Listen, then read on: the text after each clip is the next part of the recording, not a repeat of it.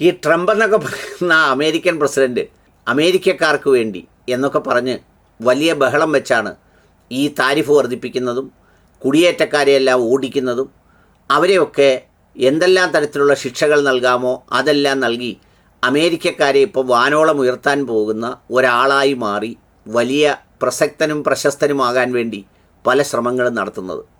അദ്ദേഹത്തിൻ്റെ മാധ്യമ ഉപദേഷ്ടാവൊക്കെ മാധ്യമങ്ങളോട് പറയുന്നത് അമേരിക്കയ്ക്കിപ്പോൾ അമേരിക്കയെ രക്ഷപ്പെടുത്തണമെന്ന് ആഗ്രഹിക്കുന്ന ഒരു പ്രസിഡൻ്റുണ്ട് എന്നൊക്കെയാണ്. യഥാർത്ഥത്തിൽ ഈ ട്രംപൊക്കെ വെറും ഊതി വീർപ്പിച്ച ബലൂണാണ്, വെറും മരപ്പാഴാണ്. ഈ പറയുന്ന ചെയ്യുന്ന കാര്യങ്ങളും പുള്ളിയുടെ ജീവിതത്തിലെ പ്രവൃത്തിയും തമ്മിൽ യാതൊരു ബന്ധവുമില്ല. നമുക്കെല്ലാവർക്കും അറിയാവുന്നതുപോലെ ട്രംപ് ഒരു കച്ചവടക്കാരനാണ്, അതിനേക്കാൾ വലിയൊരു വിടുവായനാണ്. ആ വിടുവായത്തരം കൊണ്ട് എന്തെല്ലാമോ വിളിച്ചു പറയുന്നു എന്നുള്ളതല്ലാതെ അദ്ദേഹത്തിൻ്റെ നയങ്ങളും നിലപാടുകളും ഇക്കാലം അത്രയുമുള്ളത് നോക്കിയാൽ അതെല്ലാം ഒരുതരം വെള്ളത്തിൽ വരച്ച വര പോലെയോ അല്ലെങ്കിൽ വെള്ളത്തിൽ നിന്നുകൊണ്ട് കീഴ്ശ്വാസം വിടുന്നത് പോലെയോ മാത്രമാണ് എന്നതാണ് ഒരു സത്യം. കാരണം എന്താണെന്ന് വെച്ചാൽ ഗസ എടുക്കാൻ പോവുകയാണ്, അത് അടുത്ത ആഴ്ച കഴിഞ്ഞെടുക്കും, അവിടെ നരകത്തിൻ്റെ വാതിൽ തുറക്കും എന്നൊക്കെ പറഞ്ഞിട്ട് പ്രത്യേകിച്ച് ഇതുവരെ ഒന്നും തുറന്നില്ലെന്ന് മാത്രമല്ല, അറബ് രാജ്യങ്ങളെല്ലാവരും കൂടി ഗസയുടെ പുനർനിർമ്മാണത്തിന് വേണ്ടി സവിശേഷമായി തുകയൊക്കെ അതിനുവേണ്ടി മാറ്റിവെക്കുകയും അതിൻ്റെ പ്രവർത്തനങ്ങളൊക്കെ തുടങ്ങുമ്പോൾ അതിയാൻ മൗനമാണ്. പിന്നെ എല്ലാവരെയും വിരട്ടലാണ്. അതിലേറ്റവും കൂടുതൽ വിരട്ടുന്നത് ചൈനയെയാണ്. അവരുടെ ഉൽപ്പന്നങ്ങൾക്കൊക്കെ വലിയ താരിഫിടും, അവരെ അങ്ങനെ ചെയ്യും ഇങ്ങനെ ചെയ്യുമെന്നൊക്കെ പറഞ്ഞാണ് ഈ പറയുന്നത്. എൻ്റെ ഒരു ക്ലോസ് ഫ്രണ്ട് ലാസ് വേഗസിലെ ട്രംപ് ടവറിലുള്ള ട്രംപ് ഹോട്ടലിൽ താമസിച്ചു. എന്നിട്ട് അവിടെ ട്രംപിൻ്റെ ഒരു സുവനീർ ഷോപ്പുണ്ട്, ട്രംപ് സ്റ്റോർ. ആ സുവനീർ ഷോപ്പിൽ അദ്ദേഹം കയറി. അവിടെ കയറിയപ്പോൾ ട്രംപ് ഡിസൈൻ ചെയ്ത ക്യാപ്പ് എന്നൊക്കെ പറഞ്ഞ് ധാരാളം ഐറ്റങ്ങൾ അവിടെ നിരത്തി വെച്ചിട്ടുണ്ട്. അതിൻ്റെ ദൃശ്യങ്ങളൊന്ന് കണ്ടു നോക്കും.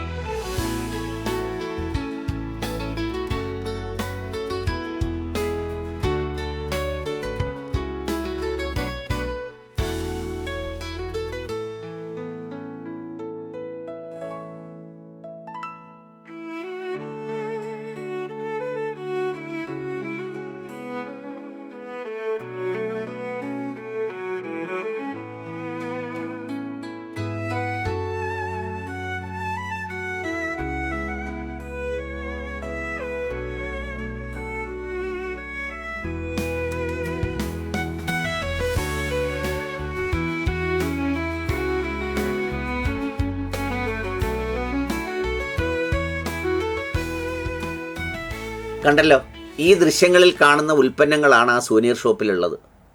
അതിൽ 90% ചൈനീസ് ഉൽപ്പന്നങ്ങളാണ്. ചൈനയെ തോൽപ്പിക്കാൻ, ചൈനയെ എന്തൊക്കെയോ ചെയ്യാൻ വേണ്ടി, ചൈനയെ പിടിച്ചു കെട്ടാൻ വേണ്ടി ഇറങ്ങിയ ആളാണ് ഈ പറയുന്നത്. ഇനി അത് മാത്രമോ, ആ ഷോപ്പിൽ കച്ചവടത്തിന് നിൽക്കുന്നത് ഒരു ചൈനയിൽ നിന്നുള്ള ഇല്ലീഗൽ മൈഗ്രൻ്റ് ആയിട്ടുള്ള ഒരു കുട്ടിയുമാണ്. ഒന്ന് ആലോചിച്ച് നോക്കൂ.